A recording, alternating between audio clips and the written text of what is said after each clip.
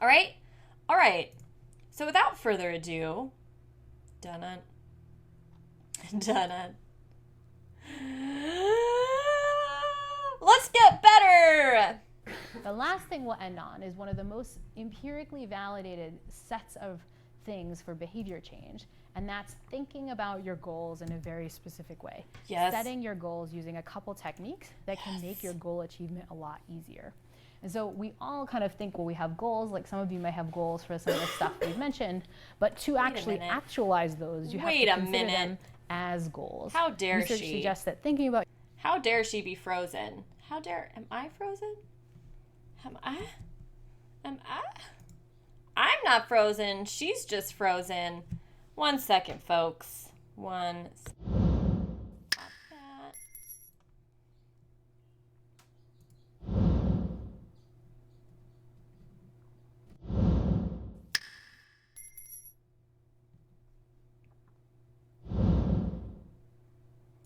And that's thinking about your goals in a very specific way. Setting your goals using a couple techniques that can make your goal I was laughing at Charlie's comment. A lot easier.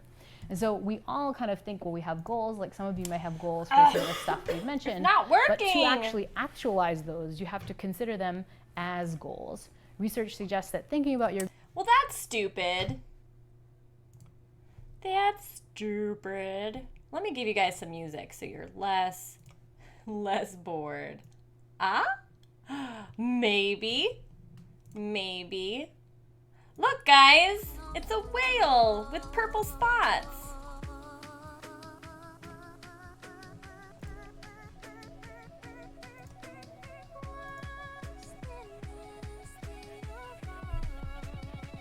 Bum, bum, bum. All right.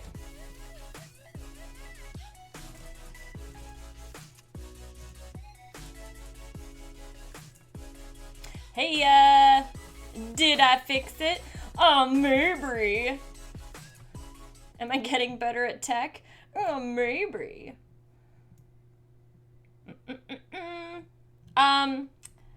Congratulations on your Miss 1 goal, Charlie. I know it brought you happiness. I know it did. All right, here we goes. The last thing we'll end on is one of the most empirically validated sets of things for behavior change. And that's thinking about your goals in a very specific way. Setting your goals using a couple techniques that can make your goal achievement a lot easier. And so we all kind of think, well, we have goals, like some of you may have goals for some of the stuff we've mentioned, but to actually actualize those, you have to consider them as goals. Research suggests that thinking about your goals in very specific ways can let you achieve them even more. What? And so a few of the ways that you can think about them first start with the idea of figuring out what your goal is. And so that is what I'm going to refer to as goal specificity. And I mean something very specific, about goal specificity. It's this idea that you have some quantitative precision about your goal. Like, yes, I'm going to meditate, but how, like where? Like, am I going to meditate here in my house? Am I going to meditate by myself? Am I going to meditate today at 8 p.m.? How many times a week am I going to meditate? For how long? Like the quantitative specificity. So that's a very fancy way of just saying that you are specific enough with your goal so that you can measure it and know whether or not you're accomplishing what you set out to do. Makes sense. It just makes intuitive sense too. With which you define your goal, it turns out really seems to matter. And it matters in the way that you kind of get specific about the task and the way you're going to do it. That specificity seems to give you a plan of how to enact it. And so we can see that across a bunch of different studies. I'll just kind of give you one. These folks had participants doing a hand-eye coordination task. Ooh, like juggling. And they wanted to set a goal of doing really well at it. And so they just asked subjects if they had a specific performance goal. So you're doing this task, they just ask subjects, do you have a specific goal? Do you want to either a percentage correct that you want to hit or a specific speed? Like, what's your specific goal? Some subjects had it, some subjects didn't. But if you look at later subjects' performance, what you find is those who had more specific goals had a better task strategy. So when you have this really specific goal, it kind of forces you to figure out how you're going to do it. And it's actually figuring out how you're going to do it that seems to lead to better performance. So strategy matters. Is, for whatever goals you're thinking about, make those goals incredibly specific. Like the who, what, where, when, all those different parts, write them down, see it quantitatively, and that will help you. That's part number one, knowing what the goal is. Part number two, though, is thinking about your goal and what it's actually going to give you, and kind of what are the sort of problems that might lead you not to do it. And so for a long time, folks have thought in terms of like positive thinking, like if you just think about your goals, it's going to like be awesome. There's a lot of like cheesy stuff. If you look at positive thinking on the internet, it seems like, oh, you just think about your goals and you will achieve them, like kind of like the secret. Well, it turns out that's sort of half of it. It is helpful to think about your goals. It's actually really helpful to think about the outcome in a lot of detail, kind of indulge and think about those outcomes. But to get the positive benefit from doing that, you also have to do something else, which is spend the same amount of time as you do thinking about your goal. Okay, I just want to pause it because she was just talking about like visualizing your goal in a high level of detail. And one of the things that like blew my mind is our subconscious mind doesn't know the difference between imagination and reality. So if you visualize, say you wanted to, I don't know, like do a TED talk on like speed runs for charity or something, right? Like share that awesome thing that Games Done Quick does for the world, right? Just like on a bigger stage. Say that was your goal. Visualizing in detail, being on that stage, in that spotlight with the audience out in front of you, the lights dim so you can't really see people, seeing the timer, like going through that actually prepares your brain to handle that situation if and when it occurs. So you'll have less anxiety because your subconscious has been doing it for a while because it doesn't know the difference between imagination and reality. So that just blew my mind. And that's kind of, I think, what she's touching on here, or at least why the law of attraction can help. What else is she saying? Goal and how awesome it would be to meet it, thinking about some of the obstacles that might get in your way. Mm-hmm. And this is a phenomena that researchers have referred to as mental contrasting. It's this idea that you're visualizing your positive future outcomes, everything, how awesome it would be once you get your goal, but you follow that up by thinking about what might be the things that get in your way. Oh, yeah. How does this work? Well, imagine you're kind of indulging in this positive thinking and thinking about your goal. You're like, oh, I want to get to the top of the mountain. That would be so great if I went to the top of the mountain. You do that. What's the outcome? Well, you're kind of feeling good about it, but you haven't really done anything to like make that goal get closer to happening because you kind of neglected the fact that it's a pain in the butt to climb up a mountain, and maybe you need to like get the good shoes, and like you haven't spent any of your kind of cognitive effort figuring out the obstacles. By contrast, if you only think about the obstacles and you kind of dwell on how hard it is, then you're never going to get around to doing anything because it would be such a pain to get the shoes and so on. Like without the kind of thinking about how good the positive is going to be, you don't get both. However, if you actually take the time to, again, intentionally and effortfully do both, first indulge in kind of how great it would be, and then think about what the obstacles are, it turns out that you now have visualized both things that you need to succeed. Oh, I love the pop quizzes. They're ridiculous. What is mental contrasting? A visualization technique involving focusing on all of the obstacles you might face in achieving a goal. A visualization technique involving thinking about your self-worth in comparison to other people. Don't compare. A visualization technique involving staring at an image for a long period of time until it becomes imprinted on your retinas. A visualization technique involving first thinking of a positive future outcome followed by thinking of obstacles. I feel like they put it at the end just hoping you would have forgotten it by the time you got there. Okay, I think we get it, right? Like you want to visualize the positive and you want to visualize the challenges, which, yes, that absolutely makes sense in everything that I know as well. So here we go. And this is what mental contrasting is. And there's a bunch of work suggesting that this technique seems to work in a variety of different contexts. Here's just one, again, kind of back to our healthy eating goals. These researchers actually brought women in who had the goal of eating more fruits and vegetables, and they taught them this mental contrasting technique. They said, okay, imagine like what the great outcome will be if you actually eat your fruits and vegetables. So people visualize like, oh, I'll be healthier and I'll have more energy during the day, da da da. But they didn't stop there. They then said, okay, imagine what the obstacles are. People are like, oh, they kind of go bad in my fridge, or like, I have to bring them with me, or like I have to avoid the cookie aisle, or whatever. Like, but now they have both pieces, and they can kind of see that they have to overcome these obstacles in order to get to that good thing. And so the question is, how does it seems to like circle back to this idea of strategy mattering. So like by taking, like you have to allow yourself to think of the good things. Otherwise, right, you get overwhelmed by just the negative side and you don't take action. And yet the negative side is still valuable. And if you can anticipate some of the challenges, then your strategy gets even better. Yeah. Does that work? Does it actually affect their healthy eating?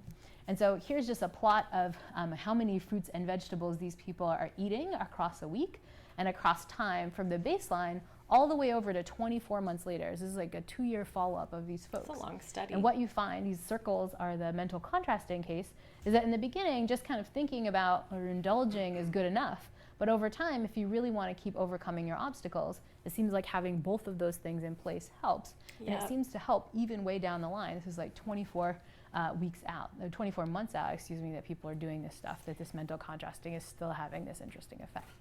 And so it seems like it works pretty well. And so this is the idea of goal visualization. Don't just visualize the good part. Take time to do both parts. But both of these aren't enough unless you add in the third component too, which I'm going to call goal planning. And we all know this. Like, we could have had a really specific goal. When I go to the dining hall, I'm going to eat the like healthy apple, right? And we could have like, you know, thought about the outcome or so on. But sometimes you plop yourself into the situation when you're supposed to do the thing, and there's this tempting thing there that you kind of maybe thought about the obstacle, but when you're in the situation, in the here and now that situation is affecting you implicitly. Now it's like automatically like grab the pizza. So how do you intervene on the automatic way that situations affect you without realizing it? Like, how do you intervene on the fact things? No, I was just wanting to talk to Upright, you little butthead of a mouse. Yes, Upright. I just wanted to say, yay! I agree. Yeah, like so often we underappreciate our critical thinking, our pessimism, whatever it is that we want to label it. We just undervalue it. And yeah, like it can get us stuck, right? And we're, you know, doesn't serve our well-being if we don't balance it out with the visualization part in this case. But there is so much wisdom there. And to just, you know, be able to see a way to use it as wisdom is really empowering.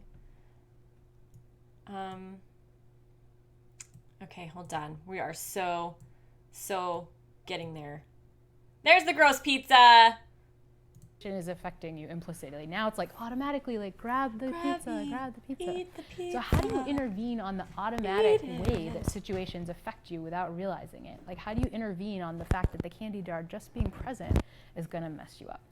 And this is what a researcher, Peter Gollwitzer, has figured out. He's figured out a way to not just have a plan, but to have a plan so implicitly that it allows you to get through situations like this automatically and without having to recruit much willpower. And it's a set of techniques that he refers to as implementation intentions. Basically, the idea is that it's a strategy that you have in the form of an if-then plan that can help you lead to better goal attainment. But it works in some of the same ways as mental contrasting, where you just kind of practice it outside the situation. Like, you just have time where you think and you visualize, if I'm in the dining hall and I see the pizza, I will turn and walk away, grab the orange. Like, if I'm in the dining hall and I see the pizza, I will turn away and grab the orange. You set it up in a really, it sounds really silly, but you set it up in a very specific if-then plan. And it turns out that our automatic systems can pay attention to that stuff. Like, our automatic systems listen if you put it in with that level of specificity. Sweet pessimism. And it seems to actually increase habit change and performance.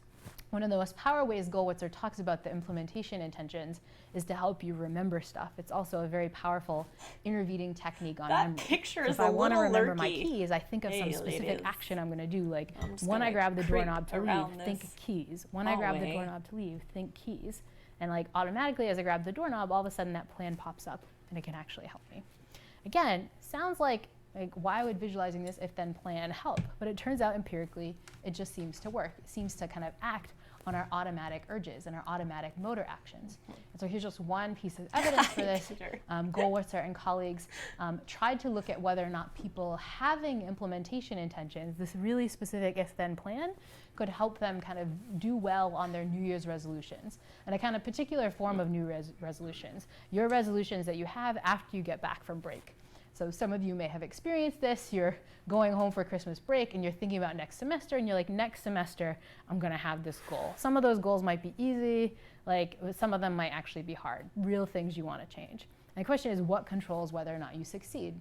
And what they did was just to survey students about what their goals were, whether they were easy or hard. And they asked, like, do you have this implementation intention? Like, have you really practiced? Like, when I get back, if this happens, then I will do that. And you just saw naturally who had this sort of thing. And then he looked back and tried to see whether or not people succeeded. And here's how he finds, if you look at the percentage of people who succeed, for easy to implement goals, having this implementation intention formed, which is the yellow bar, it helps a little, but not tremendously. And that's because like easy goals, like you're probably just gonna achieve it. You don't need a lot of help. But what about for harder goals? What he finds is that having this implementation intention, this really specific if-then plan, can increase your like percentage of succeeding about threefold for harder goals. So like really having if-then plan, that's gonna actually help you out. And so that's the kind of third piece, which is the goal planning. Wait, I gotta pause it. Really having this. So if you guys were around when I was doing my stream on willpower, implementation intentions were super magical because essentially our willpower is like a finite resource. It gets depleted every time we have to tell ourselves no, right? Like every time we're exerting willpower to not do something, it's like our willpower health bar is going doom, doom, doom, doom, doom. And that's limited. So implementation intentions are a way of making the no decision ahead of time so that in the moment you're actually not using your decision-making ability and depleting the willpower bar. So you get a lot more, I think, perseverance out of using that technique, which is one of the reasons why it helps so much in achieving the harder goals. Yeah, you know, Charlie, you know, that's okay too. That's okay too. If-then plan. But now the question is like, okay, I've given you all these strategies. Is there some easy, fast mnemonic that you can use for putting all these strategies together? Yes, there is. Any set of goals that you have, from the specificity to the visualizing to the obstacles to the planning. And that is a technique that researchers have come up with that they call WHOOP, which is an acronym for wish, outcome, obstacles, and plan. Yes. And it's a technique developed by Gabrielle Oettingen at NYU, who has this wonderful book on rethinking positive thinking, where she describes this WHOOP process and all the data suggesting that it works. And so here's how it works again, a sort of method of thinking. The idea is you actually do some visualization, like take a few minutes a day to visualize this stuff, where you think about your wish, you think about what your goal is, as specific as possible, like I want to meditate 3 times this week at 8 p.m. on Monday, Wednesday, Friday for this much time, et cetera, et cetera. And I actually spend 2 minutes thinking about that. Then I think, what's the best possible outcome of that? It's this first O. And I'm like, oh, that would be great. I'll feel so good. It's a spoiler I'll see the students in alert. the dining hall, tell them I did it. They'll think like I'm like, you know, a good teacher for teaching stuff. Then I say, but what is also the potential obstacles? And then I visualize that. And then I'm like, oh, this is a really busy week. Like, I have these things, da, da, da. And then you say, okay, what's your if-then plan? And then I do this very specific if-then kind of thing.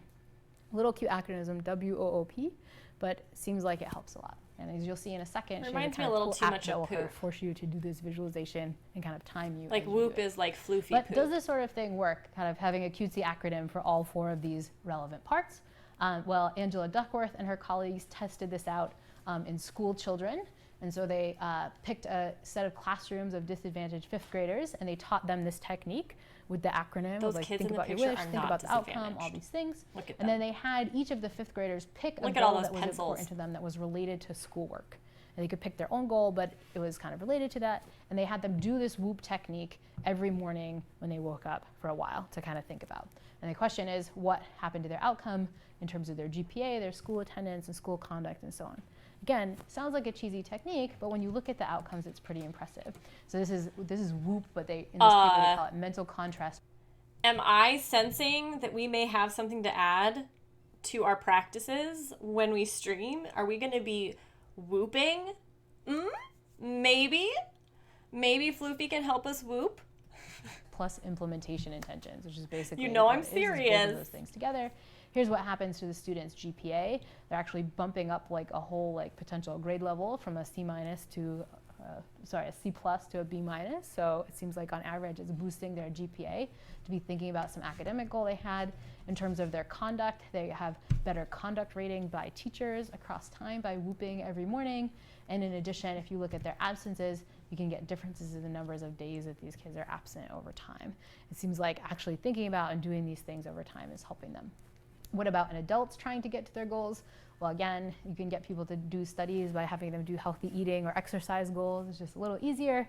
And so here's one on exercise goals. They brought in middle-aged women who wanted to increase their physical activity. They taught them the WHOOP technique, had them practice this. What's your wish for physical activity? What's your best outcome? What are the obstacles? What's your if-then plan? Think about your important wish, do all these specific parts. And then they measured this not just a little bit of time, but they actually measure their activity months and months later. So this is the kind of thing that can stick over time. And so here's what they find in terms of physical activity. Women who are asked to do the WHOOP method versus some control, where you think about, you know that physical activity is helpful for you and so on. In the beginning, we're exercising a little bit more, but then weeks later, 4 weeks later, 8 weeks later, even 10 weeks later, wow, they're increasing their number of physical activities in minutes. That's an insane difference. Like exercising probably at least about twice a week when they hadn't really done that before.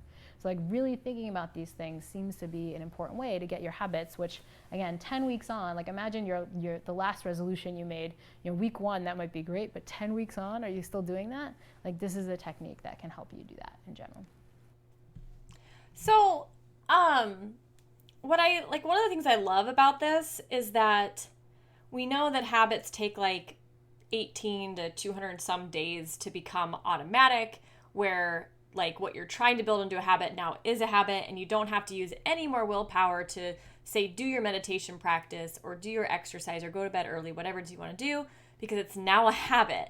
So Whoop seems to be a tool that is efficacious, right? Very helpful in helping us get through those 18 to 200 and some days for that to actually happen for us. So I don't know, it's pretty cool. Pretty cools. Okay. Well then, maybe it's time for a little meditation. Nope.